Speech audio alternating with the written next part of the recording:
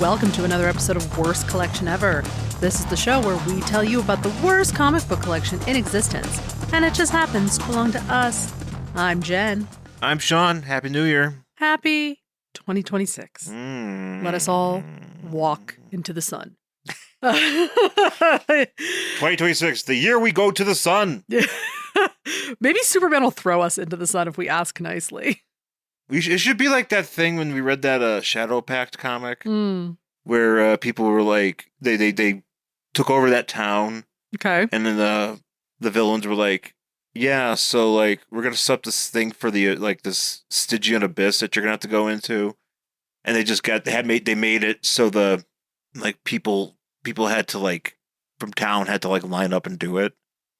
Do you remember this? Oh yeah, where they were just like, hey, we need you to kill yourselves by throwing yourself into this pit or whatever. And one guy's like, is it gonna hurt? And she's like, and the girl's like, yeah, and she just throws him in there. He just huck us into the sun, and I assume by the time we get there, we're already dead. But we're already dead because we'll be like an icicle, so just basically be throwing ice into fire. Yeah, that'll be totally fine. We won't even notice. Like, oh, I'm cold, I'm hot, dead. Yeah, and he'll be like, but you're really actually doing a good thing by hurling all of us into the sun. So, maybe we could convince him. But Happy New Year. Yeah, Happy New Year. Woo. Hope you guys had a safe and happy holiday. We did a little bit of, since the last time we recorded, we did a little bit of shopping and went to, I guess, Westminster again. Westminster, Westminster, whatever. Because there's a Black and Red out there. Yes, which is like an indie little comic store or a bookstore / record store that's been around here forever. But they used to have this place in this strip mall that was kind of old, and it was really crowded because it's one of those places that just has crap everywhere. So they have moved to a new location. So we went to the new location. It reminds me of for people in Buffalo that only remember this, and maybe some people, maybe there's other places in the East Coast, but these places called Media Play. Oh yeah, we had Media Play out here. Did you really? Oh yeah, I think you told me that. Yep. I used to go to Media Play all the time. Loved it. And Media Play was pretty cool. Yeah, but Media Play was not nearly as messy as. No, it wasn't. But I'm saying, but it had just the way that. But it had books and stuff. Yes. Yeah, the way it was set up. Because Media Plays were usually in these pretty big, pretty big locations. Yeah, kind of like a Best Buy, where it's usually not in a mall. Kind of no, they weren't in a mall. They're always standalones. Yeah, standalone. Maybe there's maybe 3 other stores attached to it, type of strip mall. Yeah, but it was always the biggest thing. Yeah. Yeah, no, but I remember Media Plays, and I don't know, it's got a nice. They got a nice vibe from going in there. No, it was nice. I enjoyed it. They have a selection of books, comic book stuff there. Just a lot of stuff. In general, just books in general. Yeah. But they did have a little graphic novel section there, and I bought some graphic novels. Not that I needed to, considering the night before, I decided I was going to go on Goodwill. Oh, yeah. You were GoodwillBooks.com, I should say. And they have so many graphic novels. You were explaining this to me, and I think you mentioned it to me before. Yeah, because I bought shit from them before. Because I go to Goodwill all the time. Right. Yeah. But the thing is what you could do is you go to GoodwillBooks.com. Correct. And actually buy books. Yeah. There. Yeah, because, a lot of the things Goodwill does now, which kind of sucks, is they take all the good shit and they put it online. Which sucks if you enjoy trying to find fun, cool stuff thrifting in person. Yeah. But it's helpful because if you want to go online and look at least the books, you can find stuff from all over the country that might be I don't know, $7.50 or something. So I got a bunch of graphic novels, which I'm excited about. Yeah, I was actually pretty excited for that too, because I found a few things that I was looking for a decent price, and decided to snap those up. Mm-hmm. So so we'll see. It's my first time doing it, so we'll see how those go. I got some Venom. I got a Spider-Man Doctor Strange trade that I've been looking for. And then I got an Animal Man trade, for a decent price. So my stuff hasn't come yet, and that's probably a good thing because I don't know what you're gonna say when you see all the stuff I bought. Well, I'm not. I know you buy stuff. So no. I mean, I bought a lot. I believe you. A lot. When I was telling Sean, when I put stuff in my cart, because And I didn't even make it through all of them. There's like almost 100 pages. Well, I just went through, because when I went through it, I just went through the pages of the stuff that was cheap. That's exactly what I did too. I think I tapped out at about $14 is where I stopped looking because you could keep going. Yeah, you can go higher, yeah. So, but everything I bought was only like $7.50, $8, right?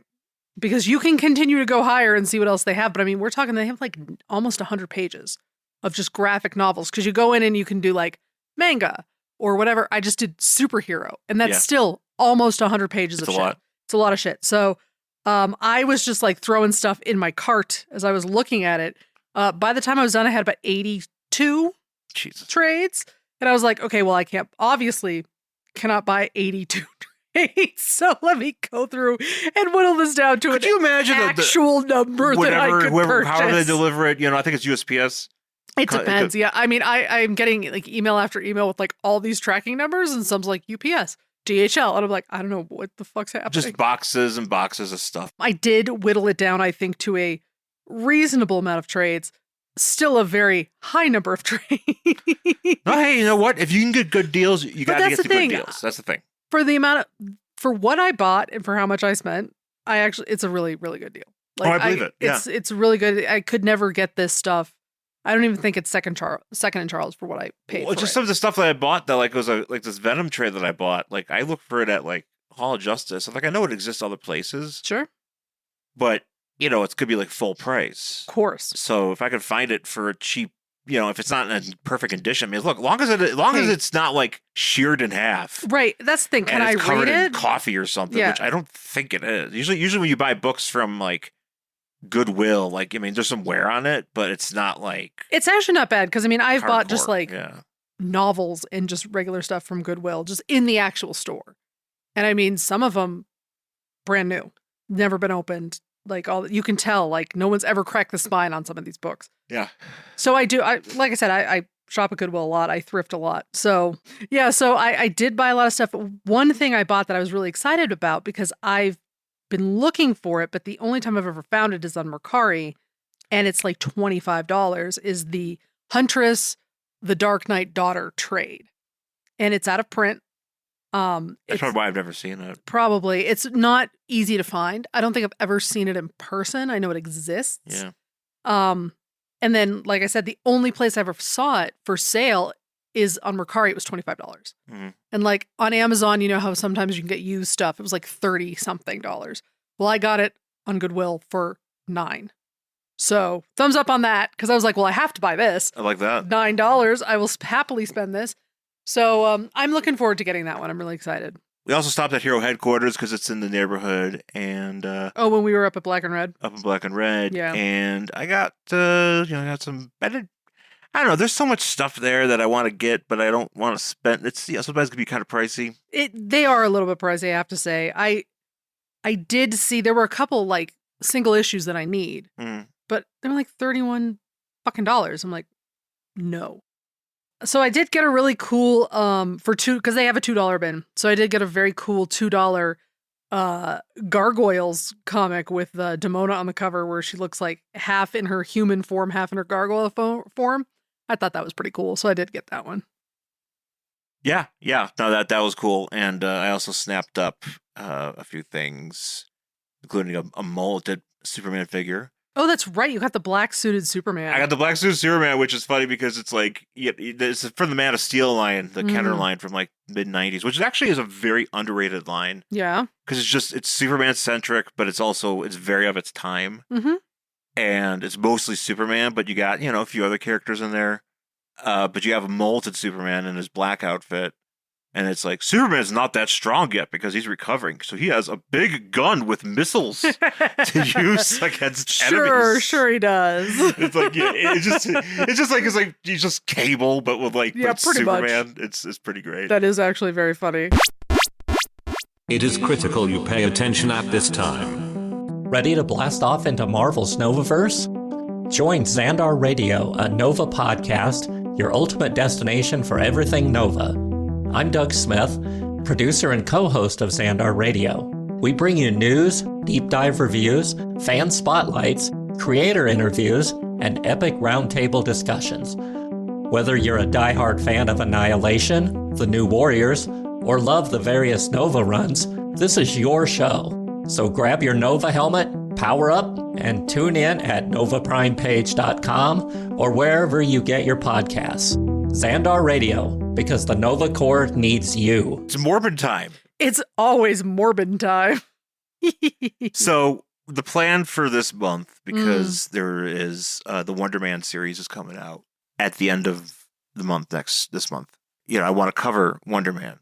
Of course. But, until we get this all straightened out, we're going to talk about Morbius. Nice. The story of this trio of Morbius books. Okay. Is that I bought 2 of them at the I want to say Frankenstein's the All Seas thing. Oh, okay, yeah. That we went to last time because I found 2 consecutive Morbius books and they're of like a 3-part. Like a 3-part series. Yeah. I was looking for this other one. And so when we went to the Springs recently, they had this other one. Oh. At one of the booths. And nice. I was like, well, now we can do the trio of books because what's the point of doing 2 parts of a Morbius book? No, did you have the first and the second, or did you just? I think I just needed this one. Oh, you needed the first one. Okay. Or maybe it was the third one. I don't know. It was one. I think I had. You needed one of them. I needed one of them. We haven't talked about Morbius in a while. It's been a couple of years. Actually, it's been a long time. It's been a long time since we've morbed.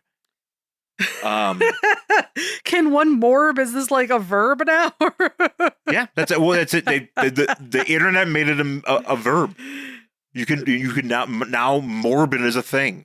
Well, morbin time is a thing, yes, but I didn't realize one could just morb. We're gonna morb. We're gonna morb. All right. We're just gonna morb. The things I learned. Morbin is when you talk about Morbius. Oh, is that how that works? Yes. Oh man, I was assuming it was something different. I don't know. Like what? Like I don't know. Getting pasty skin and blood? I I'm assuming like during my goth days, I must have at one time morbed and not known it.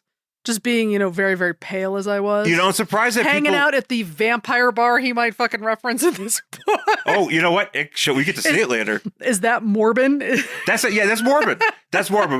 When you go, it's also like in Dracula 2000. I think there's a vampire bar. Oh, there's always a vampire bar. There's a vampire bar in the fucking X-Files. Oh, there's definitely one. There's definitely one. I think in Queen of the Damned. Oh, yes, there is. Man, I should watch that terrible movie again. That was a previous We Hate Movies episode, too. So now I think we might need to... maybe we should morb? Maybe we should morb. What was so funny is I went to see... So you know that we drive by it on like I-25, that theater that they're ripping down right off the highway? Okay. You know which one I'm talking about? Yeah. Okay. I went to see Queen of the Damned in that theater. By yourself? No, with my friend Shannon. Oh. We were the only people in the theater, and it was in the biggest theater in the entire movie theater. Rightfully so. It was huge, and there were 2 of us.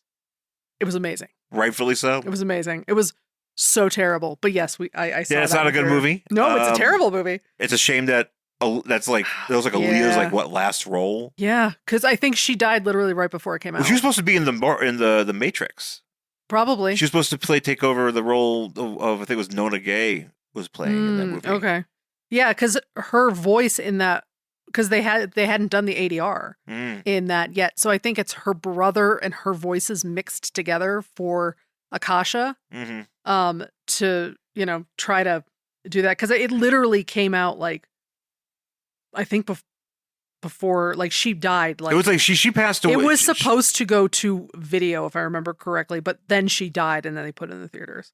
Oh, really? Yeah. I didn't realize that was a thing where they were just. If I remember correctly, that's exactly what happened with. Because I know, because I remember it was I think it was August, late August, because it was the same day as Edge Fest. Okay, and I was working. I think it was 2001. I think was it 2001? Yeah, I think it was 2001 because I was working. I was an intern at the Edge. I think, or maybe it's 2002. I don't know. It was definitely around that time because I remember I was working at Barnes and Noble at the time, and I don't remember exactly I feel like it was the summer. I don't remember exactly what day or whatever, but I remember my manager coming up to me, guy named Wes, very tall, long, crazy hair, who was like one of those like I love rock and roll dudes. And he came up to me, he's like, Aaliyah died. And I was like, what? He was like, yeah, she died. And then he just walked away. I was like, oh, wow, that sucks. That's terrible. But thank you for telling me in a very strange way. Yeah. Yeah, poor Leah. Pretty, very, very talented artist. Very talented artist who had and I remember because also got stuck in R. Kelly's web, but we're not going to talk about that. Well, I remember too that soundtrack came out and like it was like Jonathan Davis did the music for it. Nice. So I got that sent to me. Nice. You know. So yeah, we were yeah, but that was definitely early Morbin. Definitely early Morbin. We're early Morbin then. Absolutely. Yeah, Morbius, the Living Vampire, number 21 from May 1994. It's Morbius, and right above it is Spider-Man in Dance of the Hunter, 1 of 3. Okay. Spoiler alert, I don't think we're dancing. No, there is no dancing in this book. No dancing, just Morbin. And just a lot of Morbius drawn with his mouth wide open. Morbius doing a lot of dramatic posing too, a lot like Silver Surfer. Yeah, I could see that. Mm-hmm. Yeah, and so and this is also the Midnight Suns. So the Midnight Suns before they changed it to like Marvel Knights. Used to be known as there was like the Midnight Suns label, so it was like okay. How long did the Marvel Knights label last? Not very long, right? Oh no, that's been around for a while. Like does it still exist? I don't know. Oh, okay. So Midnight Suns though was just basically like Ghost Rider, Morbius, Blaze, Blade, Night Stalkers, like, kind of all those like weird paranormal dudes. Yeah, Doctor Strange was in there. You know, so all those crew, and then they all kind of farted around with each other. But yeah, on the cover here though, you get like a Spider-Man face kind of in the background of his mask. Kind of hard to tell that that's what's going on back there because it's just like magenta and orange glop. Yeah, it just looks red with lines. That's kind of all it looks like. And then Morbius is standing in front of Don King. Yeah. Oh, can I also just say one thing? Because the only Morbius I've ever read is on this show. So I have not read a lot of Morbius. I was not aware that there are this many vampires wandering around. Because there's like... Well, because they had to have... There's a lot. So they had to get a bunch of vampire guys around. There's so many of them. But anyway, continue. Sorry. But he's looking at another one of these vampires. He's looking at another one of these guys. Who apparently is also Don King. It's Don King holding 2 Uzis. Dude, that'd be awesome if Don King was walking around with 2 Uzis. He's dead, right? I think he's still alive. Jesus. You have to look that up. But look. No, but he's standing in front of this guy named Slaughter. Yes. And Slaughter is holding 2 Uzis, and he's dressed in a trash bag. Don King's still alive, 94 fucking years old. Yeah. Good for you, Don King. Is he still rocking that hair? Oh, you know it. Yeah. At least the latest picture on there, he still had it. Yeah. Yeah. So, but the story, Dance of the Hunter, part 1 of 3, Stalkers, written by Gregory Wright, Nick Napolitano, penciler, and Ralph Cabrera, inker. Nice. And we start off with Morbius on top of a church. Holding a man of some sort. I think he's a murderer or it sounds like he's a murderer. It sounds like Morbius has caught this man after he has killed some people, bashed their head in with a brick he did. I believe is what's happening here. Yeah, he's doing the Ray Combs.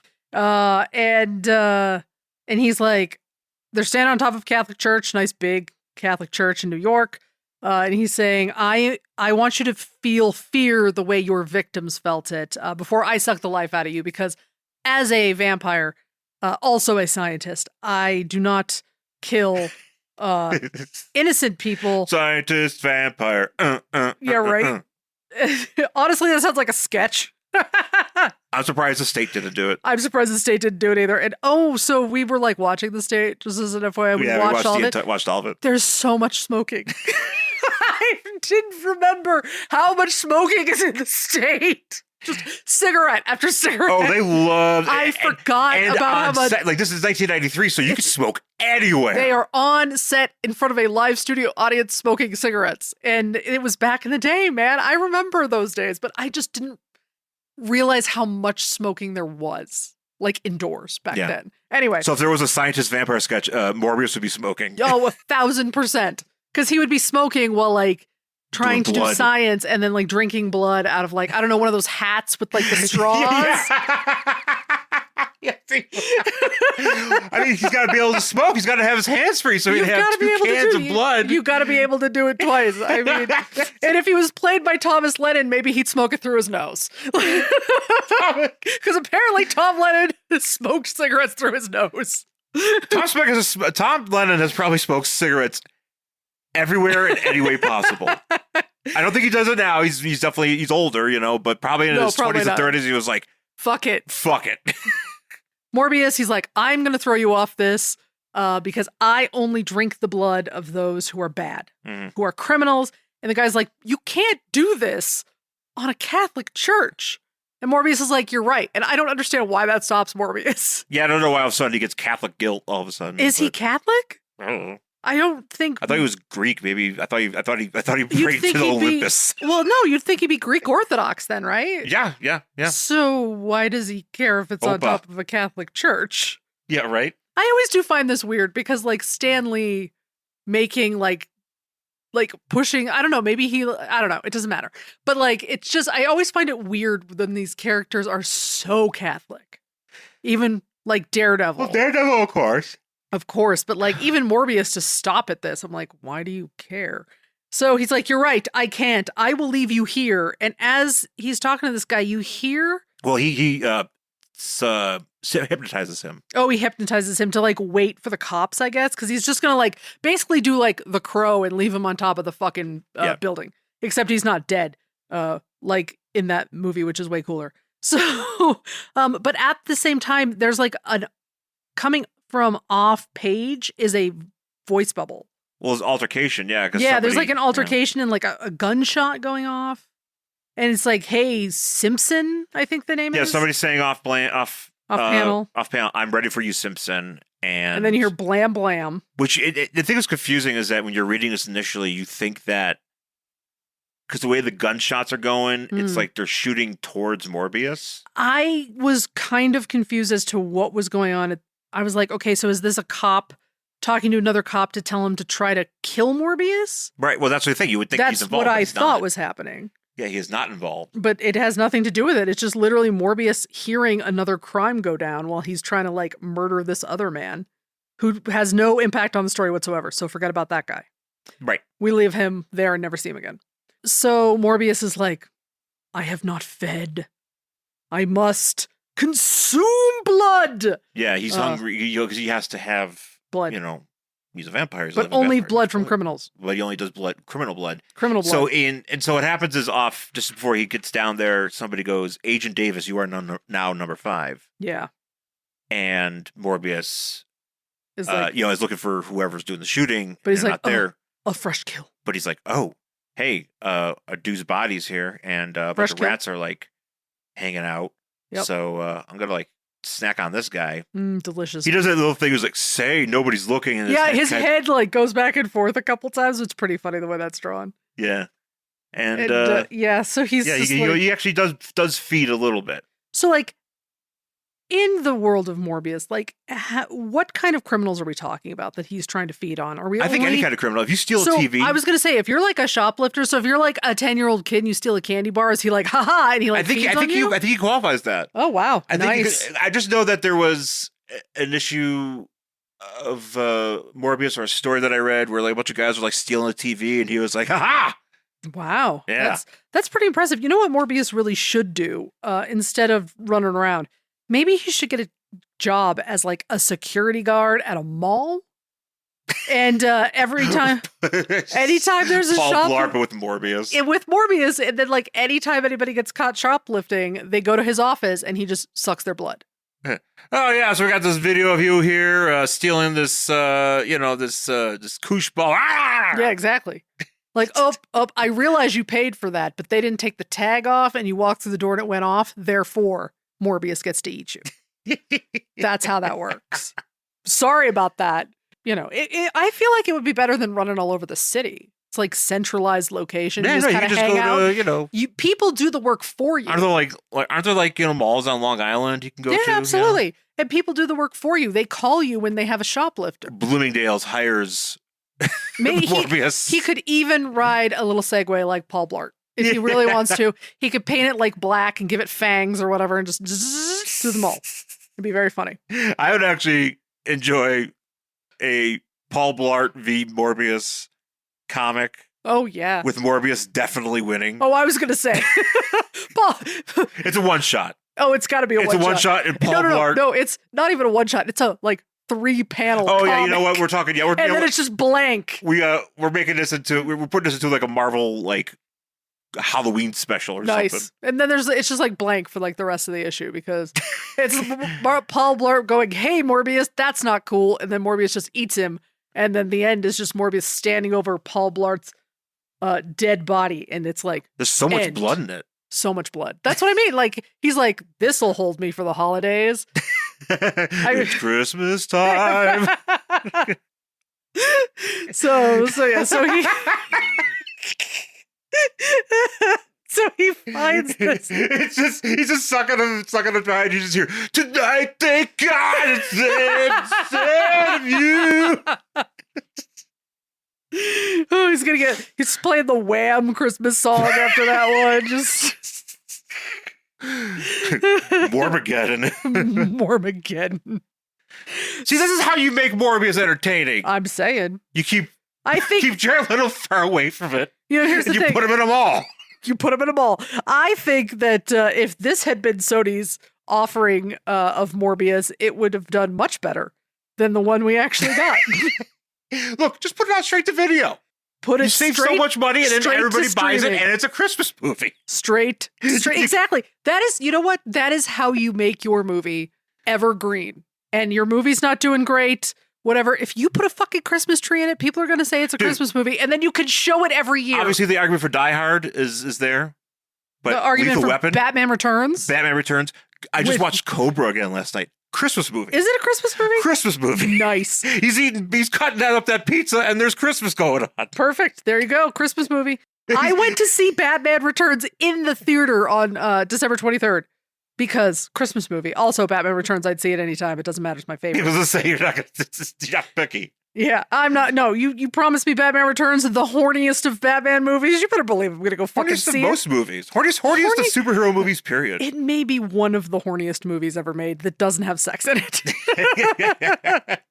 And I love it so much, obviously. It hits all the right spots. Some guy at work was giving me shit about it. He's like, that's not a good movie. Because at first he didn't know what I was talking about. He was like, you mean Batman Begins? I know. No. I mean Batman Returns. No, I'm talking about other Batman. And he's like, no, Bale's Batman is better. And I'm like, I'm not fighting over whose Batman I don't care whose Batman is better. You know? Batman Returns is my favorite Christmas movie. Now, we're at work, so I'm not going to tell you because it's horny as fuck. But that is the reason why it's my favorite. So I'm not going to say that. But believe me, in my head, I was thinking it. Yeah, Morbius is feeding on him, and then a bunch of CIA agents show up, and they're like, hello, hey. It's us, the CIA. Yeah, and he's like, hey, I didn't kill him. Morbius is like, I didn't kill him. There were like a bunch of bullets in him, but I sucked the blood out of those bullets. Mm-hmm. So just letting you know. And he's like, well, look. They're like, we could pin this on you if we want. Yeah, because they say, we know you didn't kill him, but we could pin this on you if we wanted to. But we're not going to do that because we need your help to find this Simpson guy. Right. So there's a fellow. No, is it Rand? No, is he going after? I forgot. See, now I'm confused. This is the thing. There's so many names in here, but he's going after Simpson. Because there's also a Slaughter and then another guy who starts with ST, the guy in the prison. There's like so many fucking names in here, and I had to literally go back and read this twice. Is he going after Simpson or Randolph? I think it's Randolph Simpson. Isn't that his name? Oh, I don't know. Yeah, see? I already forgot. I will say there's too many fucking names. It's very confusing. So there's a fellow, okay, so this Randolph Simpson or whatever has been killing CIA agents because he's working with the Magia, or he's just basically he's crazy. Oh, sure. But he's also working with, is it some sort of mafia? It's the Magia, yeah. Okay. Sure. Yeah. Yeah, okay. Yeah, Count Nefaria, Silvermane. Okay. Whatever. But Morbius references another CIA agent, Simon Stroud. Yeah, that's the guy who's in prison. That's the guy who's in prison. Which we will see later. So Simon Stroud is a guy that's been around for a while that has like kind of been like Morbius's frenemy. Okay. They're like, yeah, don't worry about Stroud. He's in jail. We need Randolph. Yeah, so it's whoever's Randolph is, because he's been working on killing CIA agents and Magia. Is it Magia or Magia? I think it's Magia. Yeah. Manja. Sure, yeah. Magia stooges. So, yeah. My question is, why exactly do they want Morbius to help them with this? Because what... I don't see. I don't know why they are tracking him down. I think they're just kind of free. They're they're doing improv here. Improv investigation. But they say they're like, how did he goes? How I didn't kill this guy. They're like, we know we've had you under surveillance for a long time. So they've been watching him, and now they're asking for his help. But I don't understand why. First off, and then the other thing I don't understand, which we find, like Morbius is trying to find this guy now.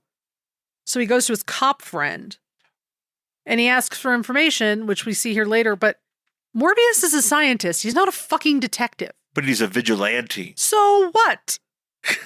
No. Like, I don't know. I don't get it. It's very weird. It's just a very strange setup for this character. It is a strange setup. I agree. And they're also concerned about this Slaughter guy who we referenced earlier. And Slaughter's a vampire. Slaughter is a fellow vampire. Who's the guy who was on the cover. Earlier on in this series, Slaughter was a guy. He was a guy who worked for the CIA. Shit went down in Central America, and he survived. Okay. Came back, he had PTSD. Oh, that happened. And he was like, fuck this, I'm a mercenary now. Nice. I'm going to hang out with Stroud. We're going to the guy we're going to see. And we're going to fuck with Morbius. But something. Like on purpose fuck with Morbius? Yeah. Okay, sure. And so Morbius bit the Slaughter guy. Oh, and he turned him into a vampire. Turned him into a vampire. That makes sense for what he says a little later. And then at some point in this book, he's fought this guy, here and there. At one point, I think he got him smashed by a subway. Not only that, he says dismembered and burned. Yeah. And the guy says, didn't take. Yeah. Which is very funny, actually. And so that's this guy's deal. Ah. But that's what, so that's what Don King here. So he's talking to this girl who I guess will give him intel. So this is not the same girl we see in the hospital bed. I think so. Okay, because the hair looks the same. The hair is exactly the same, but you kind of can't really... He drains this girl. I thought he killed her because she's like, give me information about whatever I need information on, which I forgot what he's asking her. He's asking for Randolph. For Randolph, and she's just like... Randolph Simpson, yeah. Oh, he's over here. And he goes, well, was that hard? And it looks like he breaks her neck and then uses her blood to write on the wall. Yeah. Of something friends. I forget what he writes Old here. friends never die, Slaughter. Yeah. So he writes on the wall. And then the next thing we see is this woman with what looks like the longest of mullets. You say what? No, so real quick. So she gives the intel that this Randolph guy is going to be at the UN because there's going to be other. That's right. There's other because the Randolph guy is out there hunting down agents. Yes. And so there's going to be a thing at the UN. So that's where Slaughter is going to be. Is going to be. But we jump to a hospital room and this girl, Mandy Tyler, who apparently is some sort of assistant to Michael Morbius. Because apparently he's still doing the science. Yes. So he's still... Here's the thing. Michael Morbius still works at a hospital and he goes under the name Morgan Michaels. But does he always look like Morbius? He just looks like Michael Jackson, basically, the whole time. When he's not Morbin, he looks like Michael Jackson. So because his nose is kind of pushed small and messed up, and he's real pale. But he just looks like a regular guy. He's kind of just he's still real pale. Does he still have fangs? I don't know.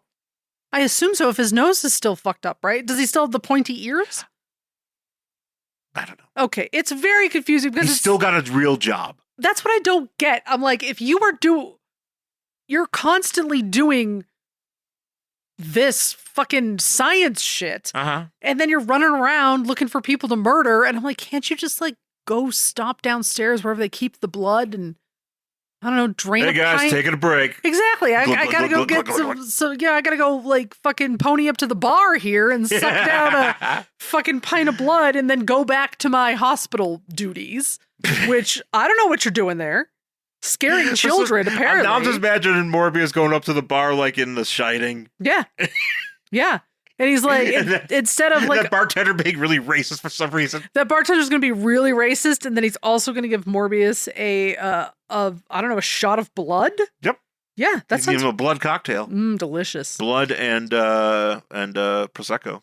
This woman is like, you're taking Michael Morbius away from me because I need him to give me a cure, but also I think I'm in love with him, but I'm not going to specifically say that here. Well, so this is Martine. Sure. Martine Bancroft has been, since his introduction, his girlfriend? Morbius' girlfriend. Ah. Has she had this fabulous hair the whole time? I don't think so. You know, this hair is so long. It's like Barbie hair. It's so long. It goes almost, it's like, hits the back of her knees. It's ridiculous. I was going to say, like, why do if she's a vampire, because she's kind of got like she's sort of like a living vampire. And she's trying to like, become like a full-on vampire. Sure. Whereas like, or maybe she's trying to like, hang on, what you say? Trying to find cure for okay, she's trying to become not a living vampire, but I think she becomes like a full-on vampire. Well, I mean, I assume she's already a full-on vampire because she gets shot later on. It doesn't hurt her. Well, Morbius isn't a full-on vampire though. Is he not? He's a living vampire. What is the difference? I don't know. Okay.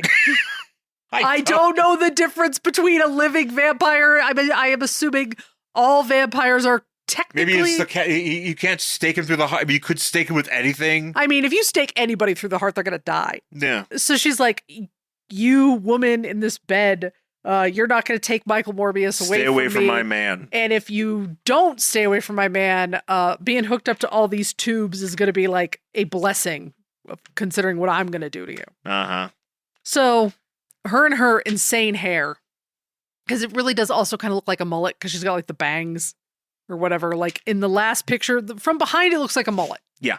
So then she leaves, and this is where Morbius talks to. Actually, I think I skipped this page. Oh, is this where he talks to like his cop friend? Yeah, he's talking to his cop friend. So what's this? Duffy. Sure. This fellow Duffy, and he's just like kind of getting intel. And Morbius is like, well, I'm gonna go to the vampire club. Yeah. The vampire's lair. Yeah. I'm going to go to the vampire club because they'll probably have information. I also drink specials. Also really good blood shots. One of the best in the city, actually. Because, it's New York. There's got to be more than one vampire bar. Oh, yeah. It's in New York City. So, Morbius, so the cops or the CIA go, Martine goes to Morbius's apartment. So the agents Barrett and Agent China. That's one guy's name is China. Sure it is. I mean, okay. For one brief second, she speaks in a different font. Did you see this? Yeah, and I don't know. But it's like in like a typewriter font. Yeah, I don't know why. I don't know why that is. But they're like, hey, you look like, Michael Morbius's girlfriend. Michael Morbius's girlfriend. She goes, you all look like an awful lot like the late Martine Bancroft. And she's like, I'm still late. Yeah. They're like, hey, what do we need you to help us get to him. And she's like, nope. So they start fighting. Yeah, and she's like, you can't actually kill me. You can shoot me. I'm not going to die, that sort of stuff. And then this guy comes up behind and goes, what about a local anesthetic? Which, again, makes no sense because a local is just one small part. And hits her in the back of the neck, and then she just passes out. But finally, Spider-Man shows up. Oh, so Spider-Man's reading a newspaper. Is this Spider-Man reading this newspaper about Morbius killing the CIA or something? Because I guess even though he's going to help, they're still blaming him? Yeah, the news has made it seem that Morbius is linked to the CIA deaths, and Spider-Man is like, I believe this paper. Yes, and he's like, I knew that he couldn't control his bloodlust. I got to go find him. He does that right after littering. Yes. He just throws the paper into this. He's on like a ledge. He's just like, ah. He does. And then he swings off. And is this where we get to the prison? Yeah, no, this is where we're with Stroud. And Stroud. Can I just say the best part of this is in the background? Stroud has that paper on the wall and it just says, Morbius kills CIA. John, I'm just like, all of them? All like of them? the whole agency? He went to Langley and it was like, ha! He was like, I'm killing y'all. And he just like worked his way It's through. Morbid time. And then that was it. He went, it's Morbid time, and then like drank his way through the CIA building. Yeah. Because I was like, what do you, like all? All. It does not specify all, but Does not give us a determinate amount. Nope, it sure doesn't, but I'm going to say all. Because it's very funny. Yeah, so the Stroud guy's in jail at the Lauterbach Mental Institute. Excuse me, he's in a mental institution. Yes, and he's like, "All right, I'm gonna get out of here by beating some guards. I'm gonna do a Linda Hamilton. He really does. I'm gonna Sarah Connor. I'm gonna Sarah Connor this shit out of this mental institution. 1,000% gonna Sarah Connor this mental institution, and it's pretty much exactly what he does. So the guys come in, he beats the fuck out of them, and then he dresses up like them and runs out. Yep. So he is now free. He's now free, and then Morbius is like, shit, the sun's coming up. Even though I'm like a real vampire, it still hurts. Ow, the sun. Owie, owie, owie. Again, and fuck the Daystar. He comes in, and the CIA agents are there, and they're like, hey, so like we got your babe. They're like telling him, like, hey, we had a nice chat with the reporter. He says he was happy to have a lead on your involvement in the CIA killings. Be a shame if we were to divulge any new evidence. Mm-hmm. And Morbius does this is one of his dramatic poses where he's like, how did you find me? And he's just kind of facing towards the camera. He's giving this one guy the hand, like a palm to the face, and he's just like, ah. Well, it's very funny because he comes in through his window, and the guy just grabs his shirt collar and yanks him. Yeah, that's actually pretty funny. He's like, yoink. Yeah, it's pretty funny. And and then they're basically blackmailing him because they're like, well, we got your girlfriend, and we're gonna do stuff to her. So yeah, you need to help us. It's your duty as an American. But I already thought he was helping them. Well, he wasn't. Because they asked him first time, and he was like, no. But I thought then he went to his friend to try to get. I think he was just going to kind of do shit on his own, but he didn't want to help them directly. Oh, fair enough. I mean, who wants to work with the government? But still. Yeah. So but he's like, look, I'll help you. If you double cross me, I'll fucking kill you. Yeah, and then this is where Slaughter is on top of over by the UN. Yeah, and so Morbius runs into him, and that's where he's like, I thought I dismembered you and burned you, and he's like, yeah, it didn't take. So they start fighting. Well, they're fighting, but as that's happening, Spider-Man's on his way. Spider-Man's coming in, and literally every piece of dialogue here in these 2 pages is annoying. Well, it's annoying. It's all thoughts. It's all everybody. It's all Spider-Man being like, man, my parents weren't my parents. That's really weird. Yeah, and I'm like, you know what, Spider-Man? I'm going to let you just figure that out on your own because I can't be bothered here in this Morbius comic book to care about what's going on with your parents. Read other Spider-Man books. No, thanks. I don't want to know. Morbius gets the best of this Slaughter guy. He's, about to stop. Kill him because he can't be killed. I don't know. Well, he does a thing where he jumps has him down on the ground, and Spider-Man hits him in the face with webbing. Yeah. Well, real quick, he does. Death becomes her. This guy, Morbius. This. Slaughter. Oh, that's right. That's so awesome. He spins his head around it, and the guy just puts his head back, which is very, very cool. Also, the way he's drawn with his head's like backwards there is pretty funny. Yeah. Very, very funny. So, yeah, so they fight, do all the fighting, and then Morbius gets the best of him, and he's about to subdue him in some way, and then Spider-Man comes up. Webs him in the face. And webs him in the fucking face, and Morbius just, like, goes flying. And he's like, no, Spider-Man, if you'd listen to me, we wouldn't have this fight, but then what would we do for the rest of this comic book? So it's time for you not to listen to me and us to fight. Yeah, we're fighting, but look, you let that guy go, and whoever dies next is your fault because you won't fucking stop and listen to me because that is not what we do here in superhero genre. So that's what happens. Yeah, and that's how this issue ends. It says here the trouble only increases for MORB. For MORB. Oh, I thought you were going to say the trouble with tribbles.